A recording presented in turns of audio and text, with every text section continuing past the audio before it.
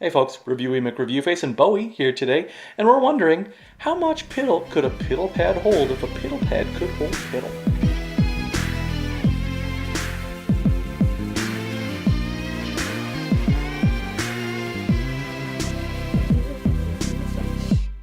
Hey, so I'm here with Bowie again today, and one of the things with Bowie is that he is piddle pad trained. Now, he came from the breeder that way, and we are working our way towards getting him trained to go outside. Of course, it is currently -10 outside. Because I am so sick of this cold, wet, gross. It's April, we're springtime. So it's not all that much fun for you to go outside right now, is it?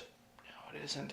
So in the meantime and in between time, as Ed Whalen used to say, in the meantime and in between time, then we're going to have to keep using those piddle pads. Now the piddle pads are pretty big. They're meant for any size dog. So for a little pug peas, you can usually fit a couple of peas on there. But that got me to wondering, how much piddle can one of these piddle pads hold? Now obviously you don't want to use it to the max because they're going to start to smell bad, aren't they, Bowie? But I was wondering, how much liquid can they hold?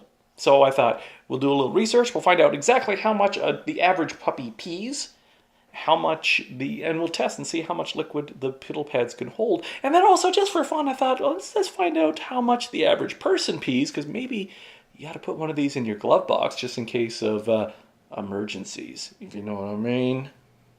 So here we go. It says that the average adult dog, 20 to 40 milliliters of urine per kilogram of body weight.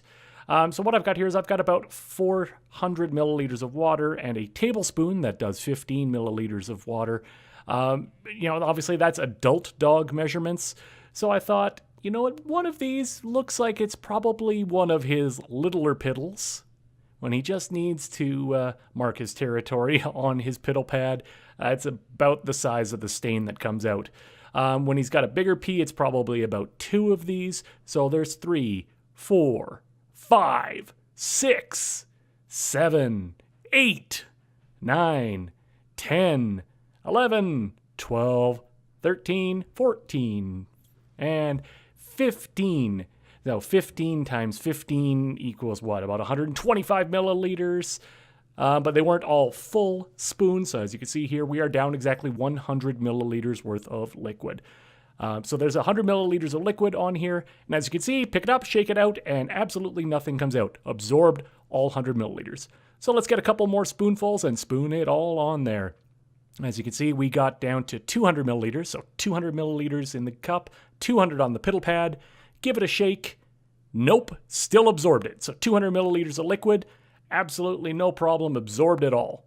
So let's say that he drank a lot of water. And he's got a 200 milliliter piddle coming in, and he's going to kind of wander around the piddle pad as he goes. Yes, the liquid is blue. I am a child of the 80s, and all of those tampon commercials with all of their blue liquid, it just seemed the most natural color to dye the liquid for today's video. What can I say? So there we have it, 200 milliliters of liquid poured on. That's a full 400 milliliters of liquid. That's a lot of pee. Can the piddle pad hold it all? Well, it's a little damp, but if you pick it up, will it drip? Not a bit. 400 milliliters of liquid held nice and secure. But that's a dog's amount. What about people amount? That's a lot of flushing.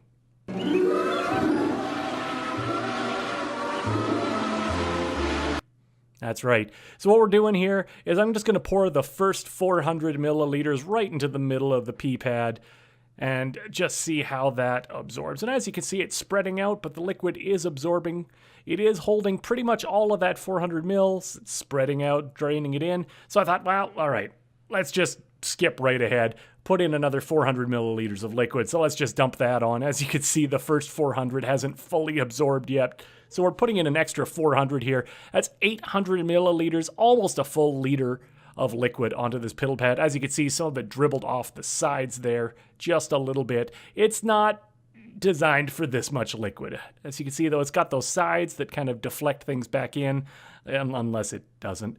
So we just kind of lift the corners here and just redirect everything back in and give it a moment to absorb. And let's see, all of that liquid, 800 milliliters, almost a full liter of blue liquid. Definitely not dry to the touch. You definitely think this was a little more than it could handle. So we're not going to do the drip test because it would drip.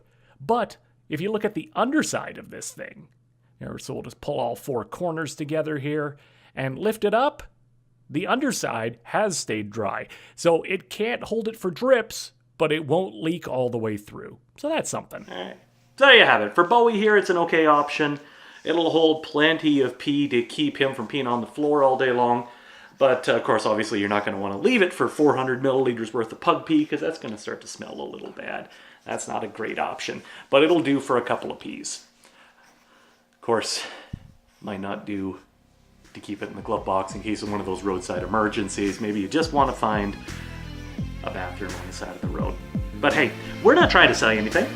We're just telling you our review. I'm Reviewy McReviewface with Bowie. And we'll see you next review.